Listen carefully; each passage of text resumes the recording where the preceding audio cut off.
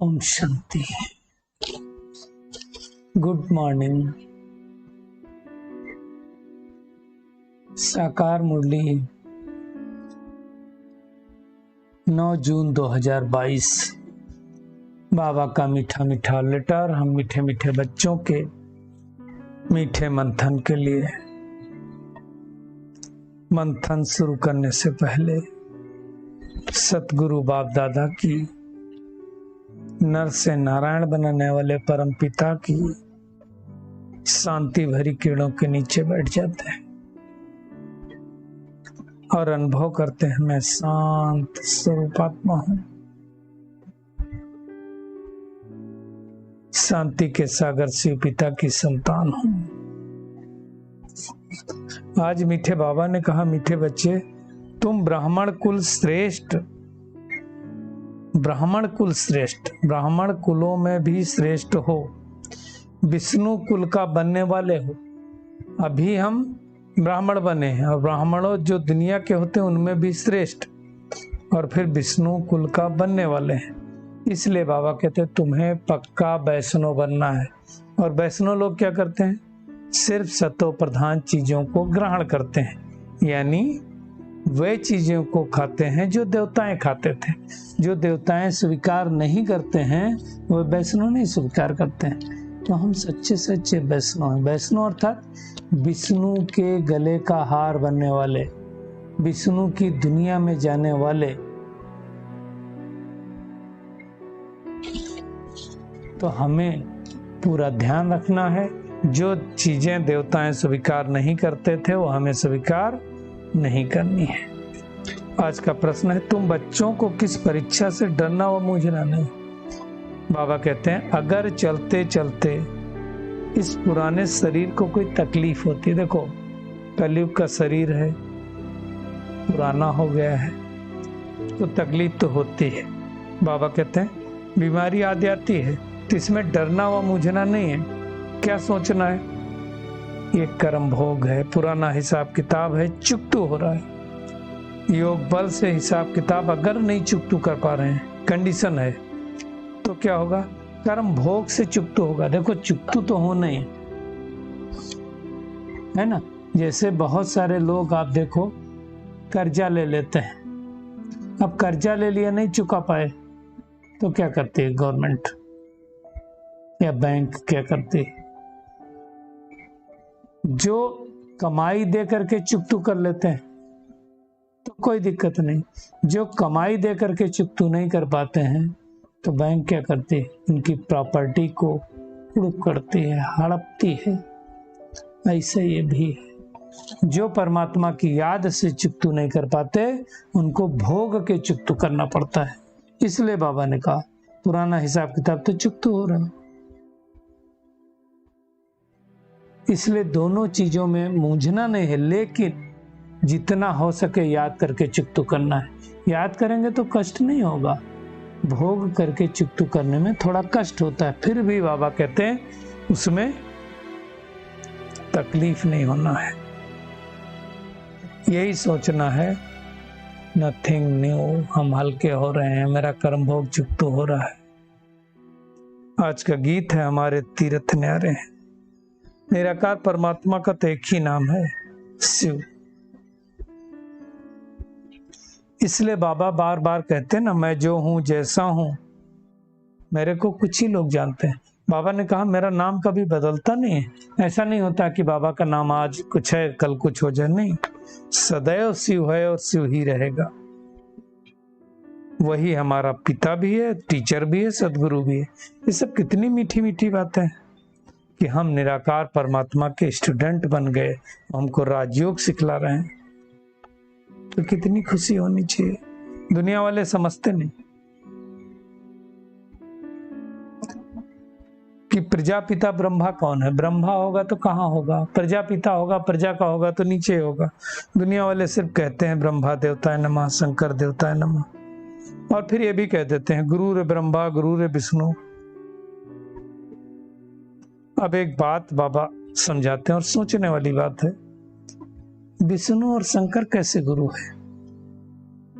तो दुनिया सोचती है शंकर ने पार्वती को कथा सुनाई तो गुरु ठहरा। कहाँ है शंकर? एक पार्वती होगी क्या? तो शंकर ने पार्वती की कथा नहीं पार्वती को सुनाई, शिव बाबा ने आत्मा रूपी पार्वतियों को कथा सुनाई। अब गुरु विष्णु भी तो नहीं हो सकता ना। सतयुग में लक्ष्मी नारायण गुरु नहीं बनते, कृष्ण भी गुरु नहीं बनता है ना। इस समझने की बात है कि सतगुरु तो एक ही निराकार परमात्मा शिव बाबा ठहरा। बाबा कहते हैं तुम गुप्त सेना हो, तुम रावण पर जीत पाते हो। इसलिए दुनिया में भी गायन है, माया जीते जगत जीत। माया रावण को कहा जाता है, धन को नहीं कहा जाता है। दुनिया वाले तो कहेंगे माया मोह में पड़े हो, मतलब धन संपत्ति में पड़े हो। नहीं, धन तो चाहिए, धन कोई बुरी चीज थोड़ी है। बाबा कहते हैं, समझाते हैं कि अब परिवर्तन सामने खड़ा है।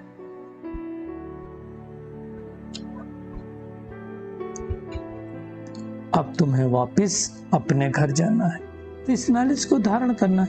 ये नॉलेज है ही पतित से पावन बनने की, ये नॉलेज है ही भ्रष्टाचारी से श्रेष्ठाचारी बनने की, ये नॉलेज है ही नर से नारायण बनने की, ये नॉलेज है ही कलयुगी दुनिया से सत्य की दुनिया में ले जाने की। तो बाबा कहते सबको समझो, सर्व का सद्गतिदाता, इसको राम कहते हैं, वो परमात्मा राम इस सृष्टि पर आया हुआ है उनको पतित से पावन बनाने के लिए।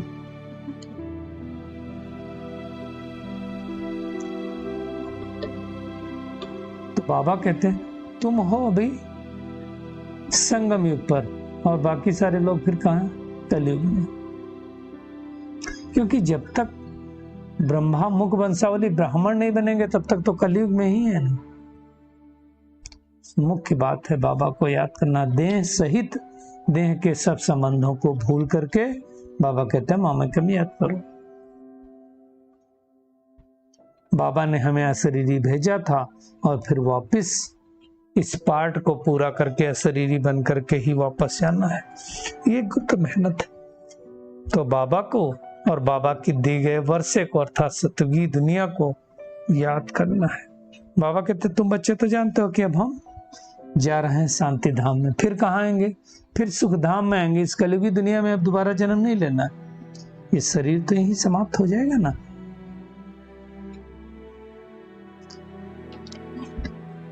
बाबा कहते हैं कर्म भोग याद से चुप करना है।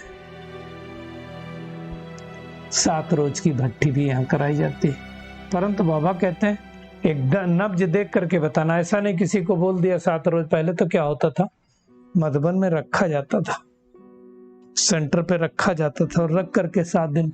अब 7 दिन रहना तो कई लोग मूझ जाते थे। तो बाबा कहते हैं तुम्हें पहले रग देख करके फिर उनको समझाना है। ये है रुद्र गीता ज्ञान यज्ञ। इसमें हर मनुष्य आत्मा को मुक्ति या जीवन मुक्ति मिलती है। डिपेंड करता है कि कौन सी आत्मा किस तरह का पुरुषार्थ करती है। बाबा कहते हैं अभी इस पुरानी कलयुगी दुनिया का विनाश तो हो नहीं, विनाश तो सामने खड़ा है, दिखाई दे रहा है, हम सबको दिख रहा है ना। तो बाबा कहते हैं हट्टी एक ही है शिव बाबा की, यही सबने आना है। तो क्या करना है? बाबा कहते हैं तुमको इस दुकान का अच्छा सेल्समैन बनना है। इस हट्टी का अच्छा जो सेल्समैन होगा वो अच्छा पद भी पाएगा। अच्छा सेल्समैन बनना मतलब बाबा का ज्ञान अच्छी तरह से सबको सुनाना समझाना है। निश्चय बताओ और सबको समझाओ। साप्ताहिक तो सब जगह होता है, भागवत जो भी होता है सब साप्ताहिक की पाठ ही चलता है। सब अच्छी तरह से समझाओ। बाबा कहते हैं अब बच्चे वापस घर आना है। तो जितना बाबा को याद करेंगे उतना विकर्म विनाश हो जाएंगे। और जो ज्ञान योग के पंख टूट गए हैं, आत्मा उड़ नहीं सकती, बाबा कहते वो मिलते रहेंगे और तुम मेरे पास चले आएंगे। भगवान के पास जाना मतलब दुनिया में तो कहते हैं भगवान को प्यारे हो गए, चले गए तो डरते हैं। जीते जी परमात्मा के बनना, परमात्मा के पास जाना और फिर वाकई ये शरीर छोड़ के वापस जाना है। तो बाबा कहते तुम्हें अब कौड़ी से हीरे जैसा अपना जन्म बनाना है। जबरदस्त कमाई है, 21 जन्मों की कमाई, कोई छोटी मोटी कमाई नहीं है। तो बाबा कहते हैं मुझे याद करते रहो और चक्र को याद करते रहो, बस एवर हेल्दी एवर वेल्दी बन जाएंगे। बाबा ने बहुत अच्छी तरह से कहा कि ये सन्यासियों को भी तुम कन्याओं माताओं ने ही बाण मारे हैं। मंदिर भी दुनिया वालों ने एक्यूरेट बनाए। बाबा कहते हैं देखो कुमारी का मंदिर बनाया, जैसे ऊपर आप वैष्णो देवी में जाओ तो मम्मा का मंदिर, नीचे उतरो तो अधर कुमारी का मंदिर। अधर कुमारी थोड़ी कोई समझता है कौन है।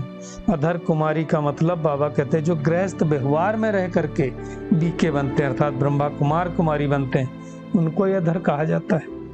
उनका भी यादगार है। क्यों? क्योंकि इस यज्ञ की स्थापना पूरी होने में उनका भी बहुत बड़ा योगदान है। तो हमको पढ़ाने वाला कौन? स्वयं निराकार परमपिता परमात्मा। इस नशे में रहना है। हम हैं मुख वंशावली, दुनिया वाले हैं कुक वंशावली। दुनिया में कहते हैं ब्राह्मण चोटी है, पर समझते नहीं। दुनिया में जो दिखाया उसमें तो शिव बाबा को भी गुम कर दिया है। तो अब ये सारी दुनिया कांटों का जंगल है। बाबा करके फूलों के बगीचे में ले जा रहे हैं, तो बाबा का साथी बन करके हमें कांटे से फूल बनाने की सेवा करना है। क्रोध भी नहीं करना है। क्रोध भी बहुत दुख देता है।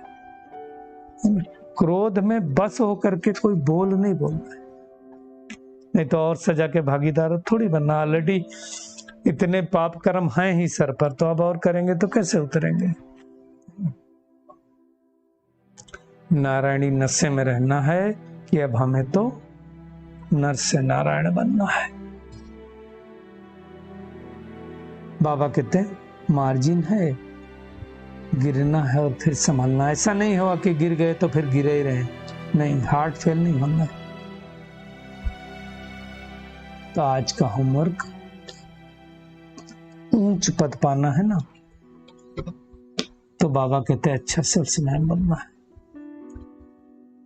हमें पक्का पक्का वैष्णव बनना है।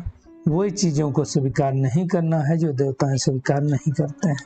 हर एक की नब्ज देख करके ज्ञान देना है। क्रोध मुक्त बनना है।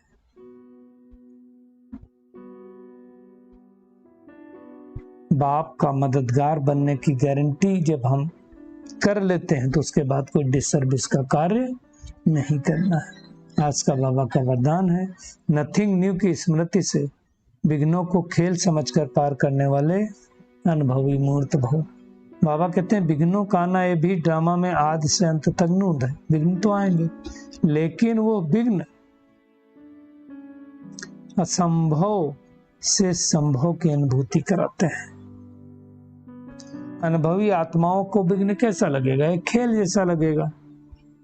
बाबा ने एग्जाम्पल दिया, जैसे फुटबॉल में जब बॉल आती है तो क्या करते हैं? किक मारते हैं, ठोकर मारते हैं, और खेल देखने मजा आता, अब ये गोल हुआ, अब ये हुआ।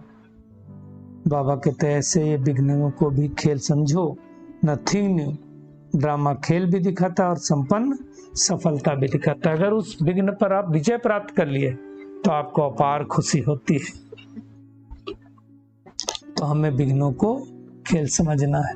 स्लोगन है सबके गुणों को देख विशेषताओं की खुशबू फैलाओ तो ये संसार सुखमय बन जाएगा। और बाबा आया ही है सुखमय संसार बनाने के लिए। चलिए परमात्मा किरणों के नीचे बैठ जाते हैं और अनुभव करते हैं।